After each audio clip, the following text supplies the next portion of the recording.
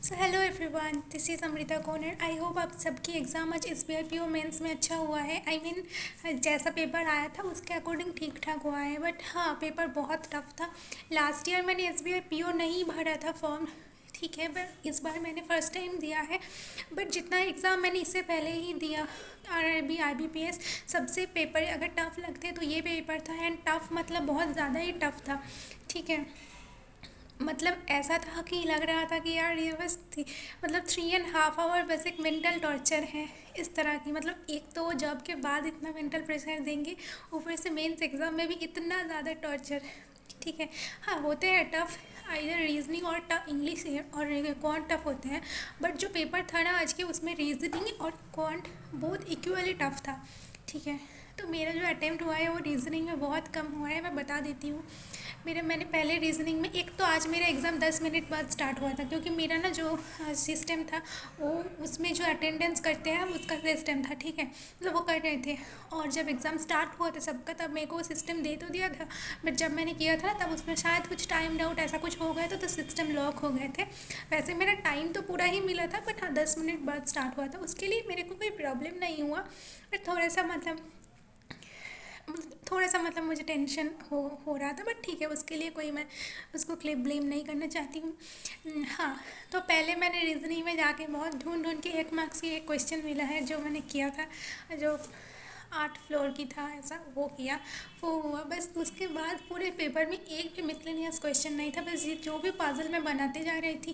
पहले मैंने ना वो जो 10% थे, और 2 कंसेक्यूटिव वीक्स थे, एंड 2 मंथ था, ठीक है, जून एंड जुलाई, वो मैंने किया था। और उसमें ना मुझे ऐसा लगा था कि जब कंसेक्यूटिव होगा 2 मंथ में, तब आई थिंक ऐसा ही होगा कि जून के जो लास्ट 7 डेज है एंड जुलाई की जो फर्स्ट 7 डेज है, इसमें ही होगा, तब भी जाके 2 मंथ के कंसेक्यूटिव वीक्स होगा।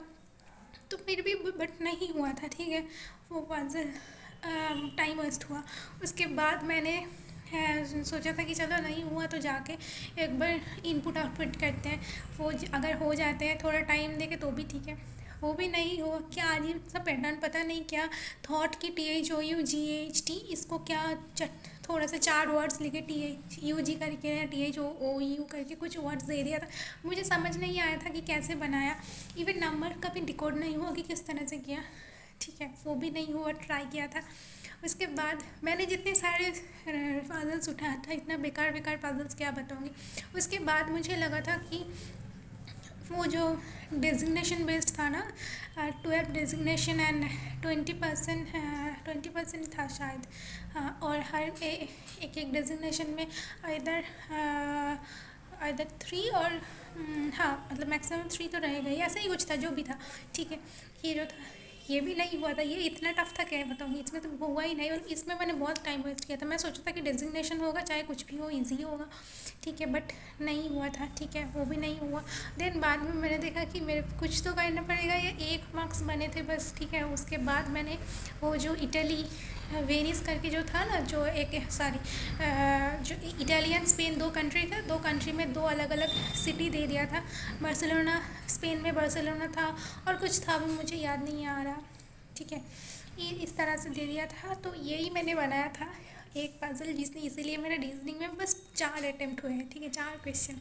क्वांट में मैंने बताया उसके बाद कि क्वांट में मैंने पहले सोचा था कि जो जो क्वाड्रेटिक का जो था, सॉरी जो रॉन्ग नंबर सीरीज़ था, मैं सोचा था कि शायद हो जाएगा, बट नहीं हुआ था, ठीक है। मुझे पैटर्न ही नहीं मिल रहा था, हुआ नहीं।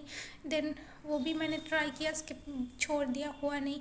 उसके बाद बहुत ज़्यादा ढूंढ ढूंढ के मैंने जाके प्रोबेबिलिटी बेस्ड आई देखा, ठीक है। मतलब पहले मैंने सोचा था कि वो एक्सपेंडिचर इनकम, मैंने देखा कि ये नहीं हुआ, इसमें मैक्सिमम मिनिमम क्या सब दे दिया, और नहीं करूँगी रिस्क हो जाएगा।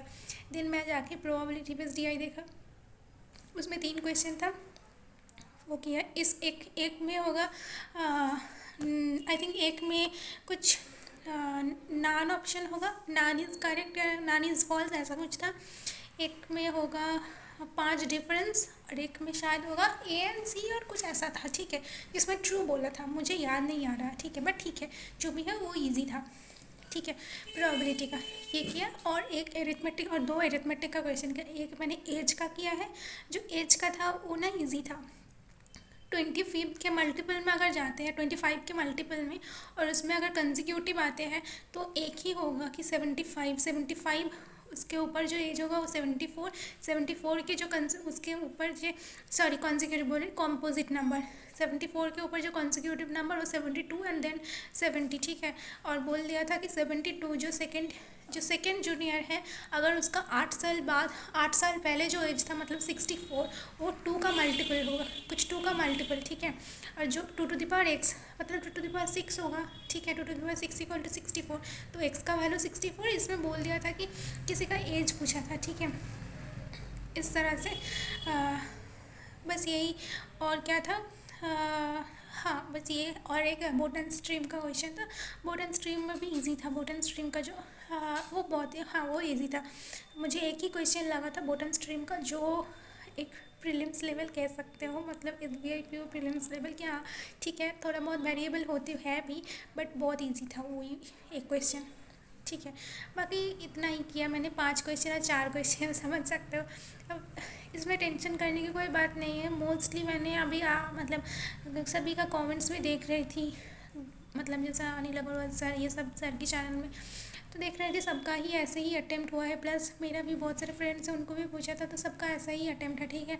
4 5 6 हदली, ठीक है, इस तरह सही है। और देन उसके बाद जीके में मैंने 19 क्वेश्चन किया है, बट गलत हुआ है कुछ क्वेश्चन, जैसे कि वो जो GEBIZ जो कंपनी था ना, मेरे को लगा था कि वो सिंगापुर होगा, क्योंकि मैंने सुना था, और दिन मैंने सिंगापुर मार्क भी किया था, बट पता नहीं उसके बाद मेरे को क्या ऐसा लगा कि शायद G फॉर जर्मनी हो सकते हैं, तो मैं जर्मनी मार्क करके आया है, वो गलत हो गया, ठीक है। बट GA में भी कुछ क्वेश्चन रॉन्ग होगा, ठीक है, देखते हैं, मतलब ठीक है, इट्स ओके।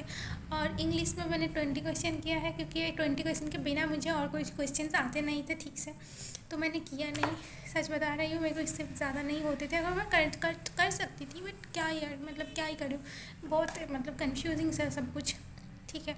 और सब कुछ मॉडरेट था, GA भी मॉडरेट, तो टफ बोल सकते हो, ठीक है, क्योंकि सारे क्वेश्चन मोस्टली स्टेटमेंट बेस्ड तो थे ही, बहुत सारे क्वेश्चन, ठीक है, और बहुत डीप क्वेश्चन था, जो अच्छे से किए, मतलब जैसे कि मैंने स्टडी IQ से किया था, तो मुझे ऐसा लगा कि हाँ सर जिस तरह से पढ़ाते हैं, अगर ऐसे किसी से पढ़ के जाते हैं तो ठीक है, बट अगर कोई ऐसे 300 या फिर वीकली इस तरह से पढ़ के जाते हैं ना, तो बहुत मुश्किल होगा। और क्या है, और जो डिस्क्रिप्टिव है, वो अगर सेव करते हैं तो वही सेव करेगा, क्योंकि डिस्क्रिप्टिव अच्छा हुआ है। लेटर में मैंने कंप्लीट किया है, और ऐसे में मैंने 276 वर्ड्स लिखा है, और ठीक ठाक लिखा। लेटर मैंने लिखा था जो shortage of doctor in rural areas, rural hospital, वो लिखा था, और ऐसे में मैंने जो लिखा था कि रूरल एजुकेशन के ऊपर लिखा था, ठीक है। तो ऐसे में जैसे कि मैंने नेशनल एजुकेशन पॉलिसी को इंक्लूड किया, मिड डे मील स्कीम को इंक्लूड किया है, तो इस तरह से थोड़े बहुत करंट अफेयर्स पता था, उसको भी इंक्लूड कर दिया, इसीलिए ऐसे में हो गया है, ठीक है। तो आई थिंक अगर डिस्क्रिप्टिव में अच्छा देते हैं तो ठीक है, अदरवाइज़ पेपर टफ था, ठीक है। टेंशन करने की कोई ज़रूरत नहीं है, पेपर टफ था, सच में टफ था। मतलब जनरली मैं किसी एग्ज़ाम के देने के बाद मुझे हमेशा लगता है कि यह मैं कम किया है, मे बी शायद सभी ने अच्छा ही किया होगा, बट इस पेपर देने के बाद मुझे सच में लगा कि नहीं पेपर टफ था।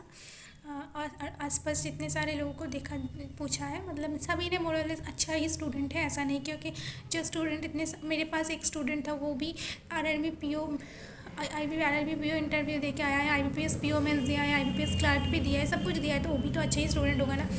तो वो भी बोल रहा है ऐसे कम अटेम्प्ट हुआ है, तो ठीक है, कोई नहीं, अब कभी अच्छा हुआ है, हो जाएगा, ठीक है।